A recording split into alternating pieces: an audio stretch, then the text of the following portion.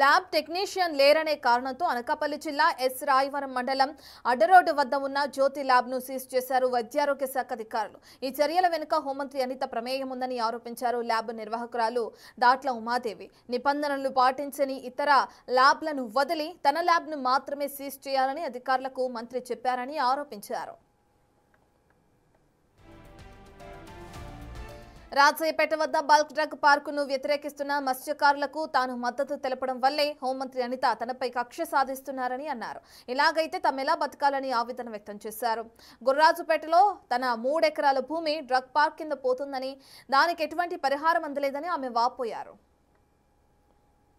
అయితే చెల్లిపోతుందండి, గవర్నమెంట్ కదా వాళ్ళకి చెల్లిపోతుంది. మేమంటే ప్రైవేట్గా ల్యాబ్ నడుపుకున్నాం, మా మీద ఏంటంటే కక్షాపూరితంగా ఈరోజు ల్యాబ్ సీజ్ చేయాలి.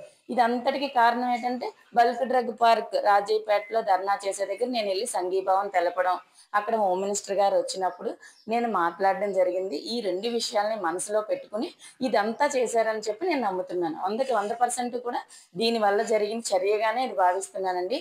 ఎందుకంటే రేపొద్దున్న ఇప్పుడు ఈ ల్యాబ్ మూసేశారు, రేపొద్దున్న నాకు ప్రాణహాని కూడా ఉండొచ్చు, రేపొద్దున్న నాకు కేసులు కూడా పెట్టచ్చు, తప్పుడు కేసులు కూడా. ఎందుకంటే వాళ్ళ చేతిలో పని కదా. ఇప్పుడు ఏమీ లేని ఒక మహిళ ఏదో చేసుకుంటుంటే ఈరోజు ఇంత దిగజారుడుగా వచ్చి ఇంతలా ల్యాబ్లు మూయించాల్సిన అవసరమే వాళ్ళకి వచ్చిందంటే ఇంకా రాజకీయం ఎక్కడ ఉండాల్సిన రాజకీయం ఎక్కడి వరకు వెళ్ళిపోతుందండి.